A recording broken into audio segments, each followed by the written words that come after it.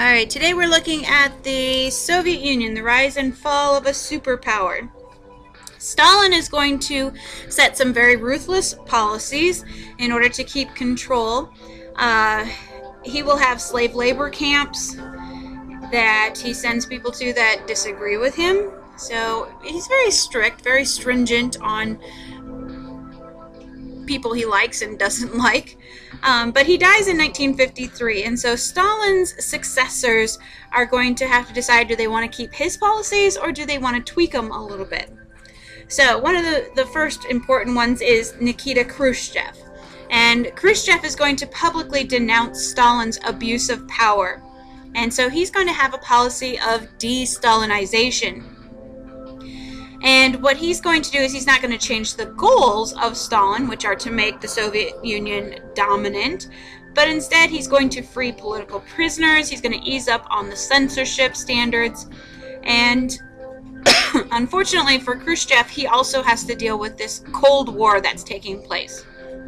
And a Cold War is a war where you're not actually fighting, and this Cold War is going to take place between the Soviet Union and the United States. And this basically comes about after World War II. At the end of World War II, the Soviet Union is created, and it's basically Russia with all these countries that it controls, and a lot of it is Eastern European countries.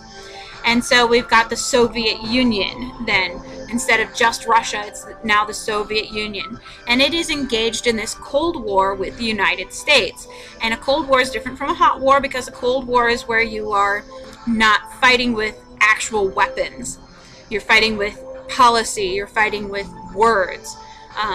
So you're not actually fighting with weapons against each other. Now, Khrushchev has inherited this war from Stalin, and he does believe that the U.S. is an enemy. And so he's very famous for saying, "We shall bury you," not necessarily meaning that we're going to go to war with the United States, but that the Soviet Union will outlast the United States, that they will be around far longer. So it's not really a threat. Instead, Khrushchev believed that capitalism was doomed and that communism was the wave of the future.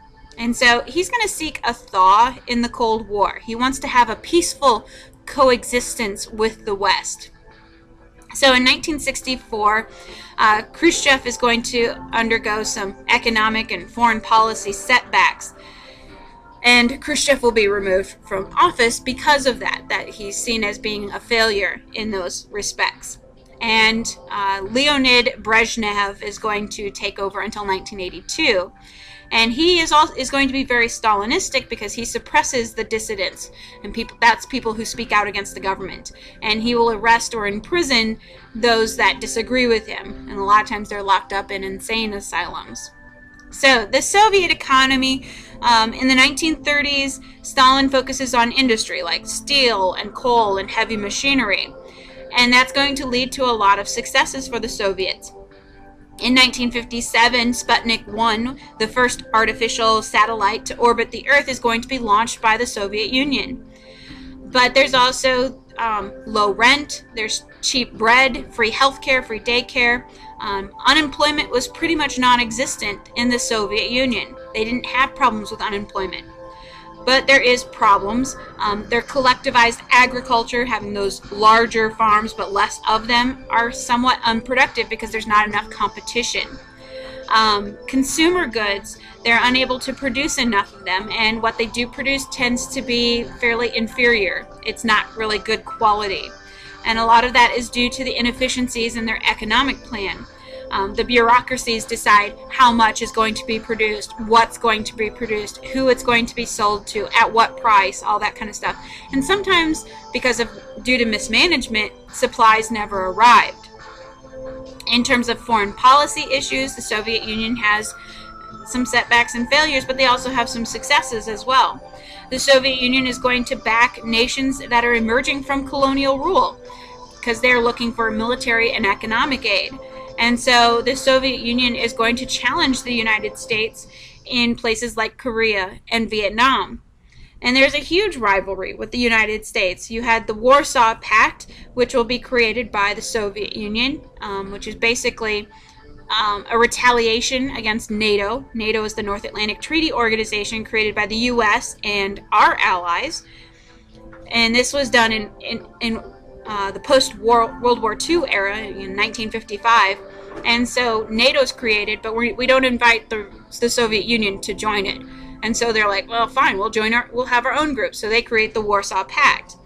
In 1961, the Berlin Wall will be put up, and the Berlin Wall was sort of this symbolic gesture of cutting off Russia, or not Russia, Berlin from the communist Berlin from the democratic Berlin. And then 1962, we have the Cuban Missile Crisis as a challenge to the U.S. power in the Latin American region. We'll learn more about this in U.S. history. We spend quite a bit of time talking about this in U.S. history. But basically, it's a challenge to the U.S. power in our hemisphere of the world.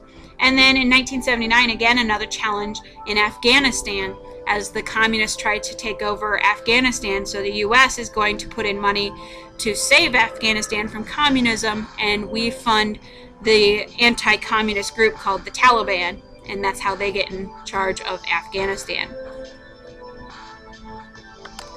And so eventually we will get to the collapse of the Soviet Empire. In 1985, a man named Mikhail Gorbachev is going to take over in the Soviet Union, and he's going to bring about several reforms in the government and the economy. It's called the Gorbachev Revolution. He's going to seek an end to the Cold War. He signs an arms treaty with the United States. He's going to pull his troops out of Afghanistan in order to ease up on those tensions. And he introduces two new terms to the Soviet vocabulary. The first is glasnost, which means openness. And so he's going to end censorship. And so people can now start criticizing what they're seeing and all kinds of stuff. And the second term is perestroika. And this is a restructuring of the government and the economy. He's going to reduce the size of the government. He's going to back more free market ideas as opposed to communist ideas. Corrupt or incompetent officials are going to be dismissed. They will no longer have jobs. Managers are going to be put in charge of the factories rather than bureaucrats or government officials. Farmers are going to be given the land in order to make their own decisions about what they want to do with it rather than being told what they're going to be producing. And this leads to a lot of unexpected results in the Soviet Union. There's a lot of rapid change. And because of this rapid change, their economy goes into a turmoil. Shortages are going to increase, prices go higher, and there's a lot of people who don't like this change. You had the old line communists who really don't like the changes that were taking place, and you had others like Boris Yeltsin who demand even more changes, saying this is just a drop in the bucket, we need to do more. Smaller countries that had been absorbed by the Soviet Union now want their freedom and independence. And so you have countries in 1991 like Estonia and Latvia and Lithuania, Poland, East Germany, Romania, and Bulgaria are going to begin to break away from the Soviet Union. And so in 1991, Gorbachev is going to resign because the Soviet Union no longer exists. It goes back to being just Russia. So it breaks apart. And since the Soviet Union no longer exists, Gorbachev is no longer going to be in charge of a country that no longer exists. Now it's Russia. So we get the Russian Republic. And Russia is the largest republic of the Soviet Union. So it's the largest piece of it. And at the breakup of it in 1991, Boris Yeltsin becomes the president. Now, if you remember, Boris Yeltsin is the one who wanted more and more changes. But there's some political problems because they do write a new constitution, but they're not used to democracy, so it doesn't really function that well. Yeltsin is going to continually clash with Parliament. Parliament's trying to pass laws, and Yeltsin is, mentally still used to dictatorship, and so he tries to override them all the time, and it just causes more and more problems. Plus, in the parliament, the members, you had former communists who want to kind of turn back the clock and say, let's go back to what we're used to. And you had the extreme nationalists who are like, no, let's revive the Russian Empire. Let's go back to having a czar and that kind of stuff. So you had all these different ideas trying to work together in a democratic ideal, which is not really that conducive to that. In addition, you had a lot of minorities trying to seek their independence away from Russia, trying to break away. For example, in 1994, there will be a revolt in Chechnya, and Chechnya was a Muslim part of the Russian Republic, and it's going to be fairly brutally put down by the Russian military. Economic problems will continue to exist. They gain a lot of foreign aid because they privatize farms and industries, which means that people are able to make decisions for themselves about what they're going to produce and how much and what they're going to charge for it and how many people they're going to employ and all kinds of stuff. And so unemployment goes very high, prices remain high, crime rates remain high, and it's still a very touchy situation in Russia.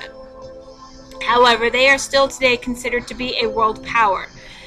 They do have a reduced nuclear stockpile, but because of the Cold War and the competition with the United States, they still have a lot of nuclear weapons. And so because of that, they are still very influential in world politics.